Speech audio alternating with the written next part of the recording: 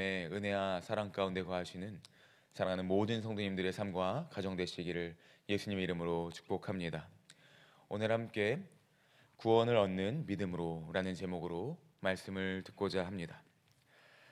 하나님의 은혜로 말미암아 우리가 얻게 된 구원, 과연 이 구원이 어떠한 구원인지 이 시간을 통하여서 다시 한번 올바로 깨달으며 나아가시는 그러한 시간 되시기를 소망합니다. 예수님께서는 누가복음의 말씀을 통하여서 하나님의 구원의 계획과 그리고 우리가 가져야 될 구원이 어떠한 구원이어야 하는지 잘 말씀해 주셨습니다.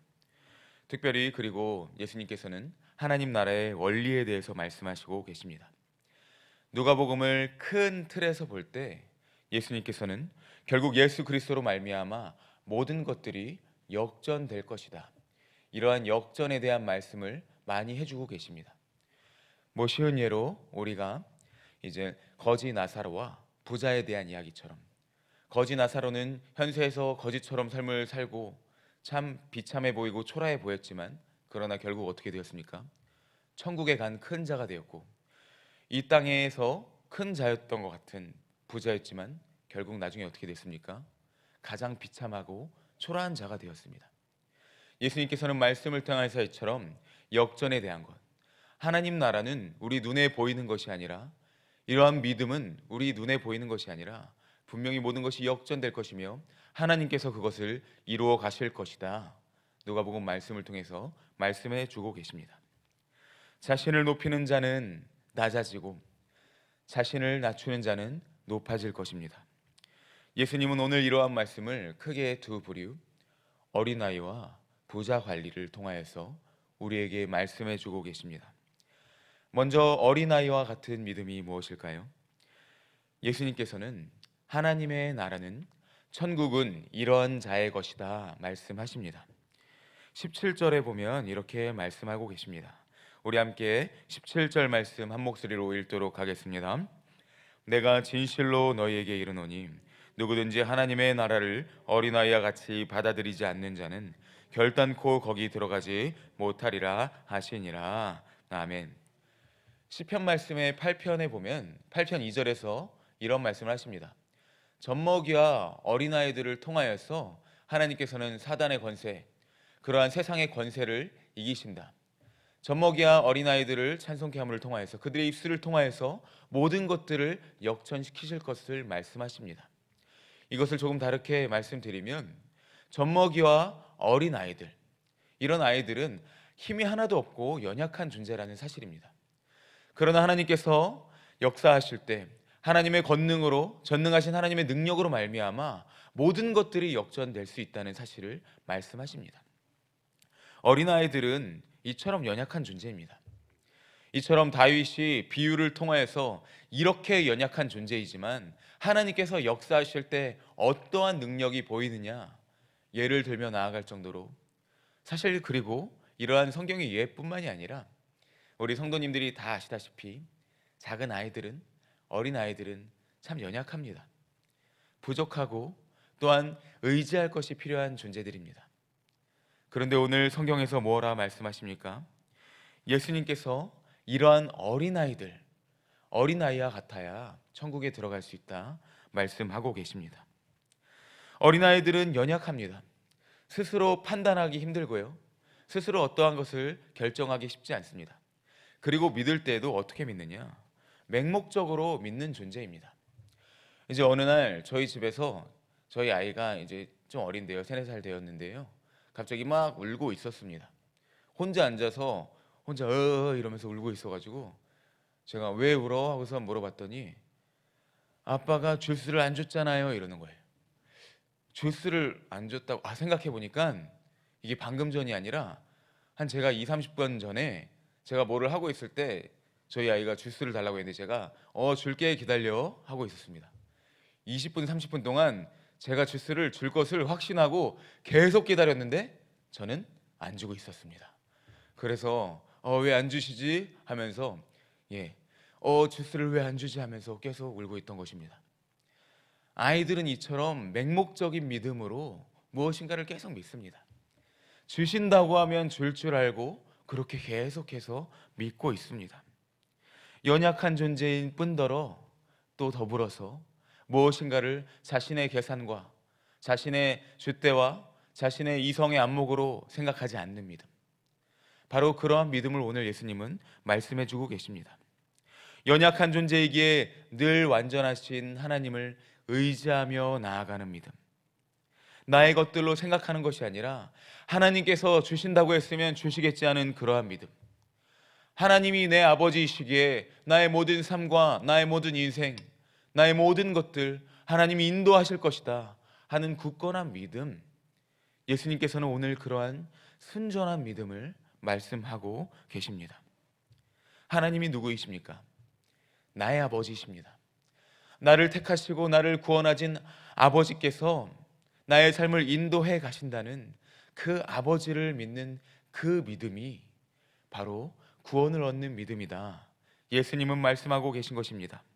이처럼 오늘 예수님께서는 이러한 어린아이와 같이 믿음을 갖지 아니하면 하나님 나라를 받아들이지 않는 자는 결단코 하나님 나라에 들어가지 못할 것이다 말씀하고 계신 것입니다.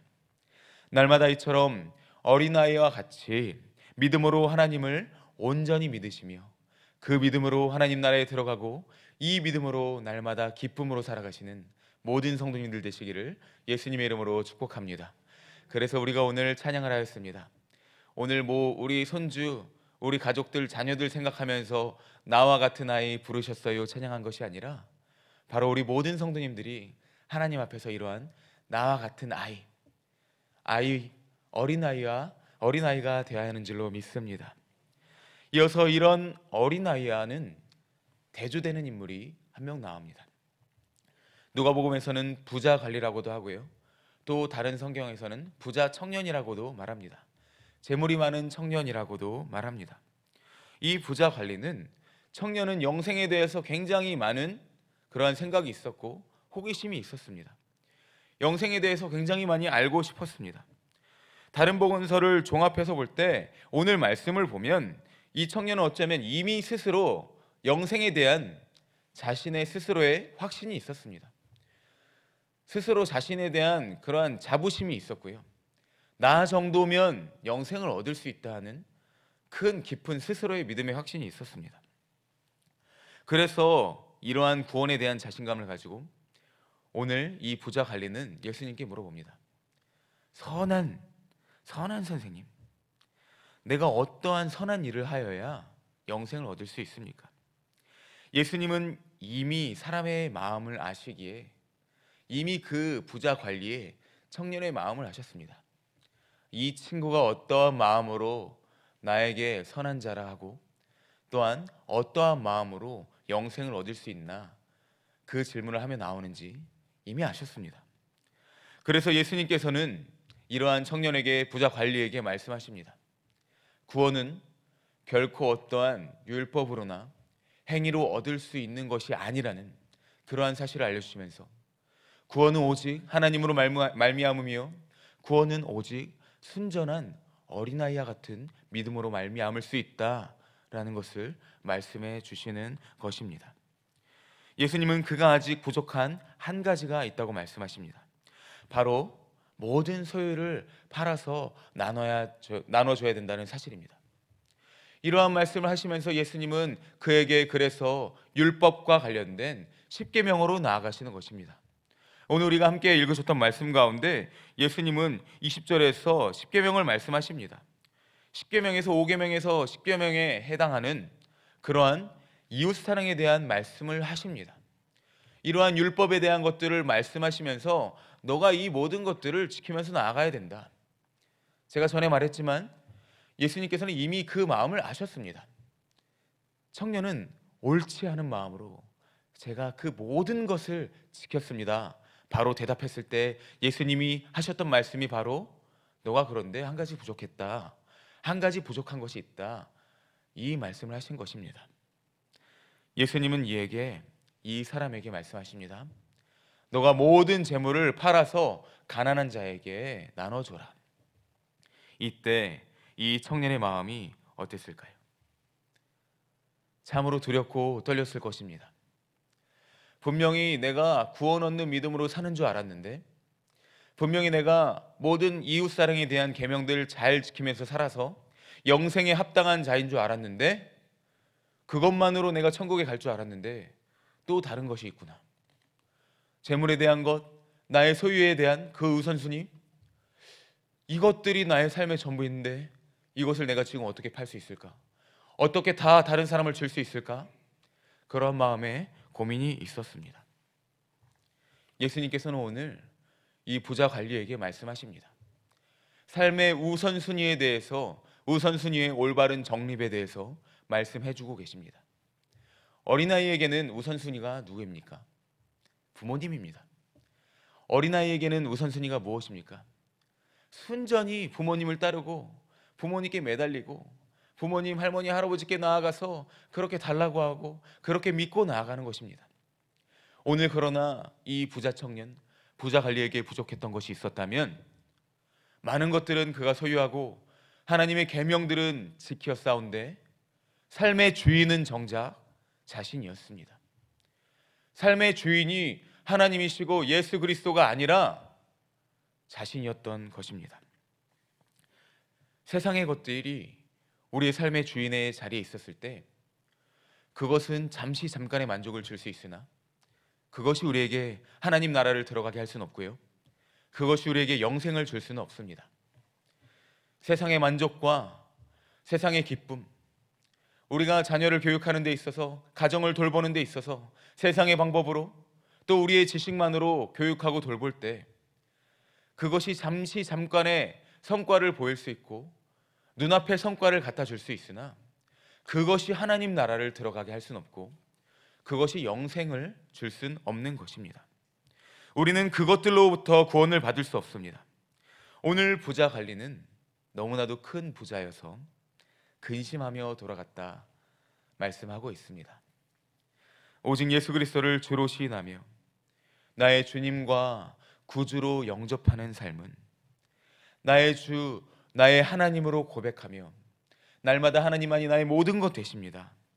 이 믿음으로 주님만 바라보며 나아가는 이 삶을 사는 삶이 온전히 하나님을 주인으로 모시는 삶이요, 예수 그리스도를 주인으로 모시는 삶이요, 어린아이와 같은 믿음인 줄로 믿습니다. 이 삶이 사실 어쩌면 너무 말로는 쉬워 보일 수 있습니다. 그러나 실상은 치열한 영적 전투의 삶입니다. 예수님은 이래서 재물과 관련하여 재물이 많은 사람은 이 낙타가 바늘구멍에 들어가는 것이 오히려 더 쉽다. 재물이 많은 사람이 천국에 들어가는 것이 낙타가 바늘구멍에 들어가는 것이 더 쉽다라고 말하고 계십니다. 그것보다 이처럼 낙타가 바늘구멍에 들어가는 것이 더 쉬운 일이다, 강조해서 말씀하고 계십니다. 그래서 제자들은 이때 묻습니다. 예수님, 그렇다면 누가 구원을 얻을 수 있습니까? 우리 함께 마지막으로 27절 읽도록 하겠습니다. 읽으시겠습니다. 이르시되 무릇 사람이 할 수 없는 것을 하나님은 하실 수 있느니라. 아멘. 우리 하나님은 능력의 하나님이십니다. 모든 것을 역전시키는 구원의 하나님이십니다. 심지어 예수님께서는 어떻게 말씀하시느냐, 오늘 말씀 후반부에 보면 하나님의 나라를 위하여 집이나 아내나 형제나 부모를 버린 자는 현세 여러 배를 받고 내세 영생을 받지 못할 자가 없느니라 말씀하십니다. 우리는 무엇을 하든지 반드시 어린아이와 같은 믿음으로 깨어 생각해야 합니다. 우리의 우선순위를 올바로 정립해야 됩니다. 우리 가정, 내가 주인이 아니라 하나님이 주인이 되실 때 하나님께서 책임지시고 변화시키실 줄로 믿습니다. 우리의 자녀들, 내가 주인이 아니라 하나님이 주인 되실 때 모든 것 변화시키실 줄로 믿습니다. 마찬가지로 우리의 모든 삶, 내가 주인이 아니라 하나님이 주인 되실 때 하나님은 모든 것을 역전시키시고 변화시키실 것입니다. 그러면 우리는 생각해야 됩니다. 무엇이 나의 주인입니까? 무엇이 나를 구원하며 무엇이 나로 하여금 천국에 들어가게 합니까? 세상의 것들이 아니라 우리 아버지 되시는 하나님이신 줄로 믿습니다. 이제 말씀을 맺습니다. 무릇 자기를 높이는 자는 낮아지고 자기를 낮추는 자는 높아지는 것입니다. 우리는 날마다 이 어린아이와 같은 믿음으로 하나님이 나의 삶의 주인 되시도록 믿음으로 나아가야 됩니다.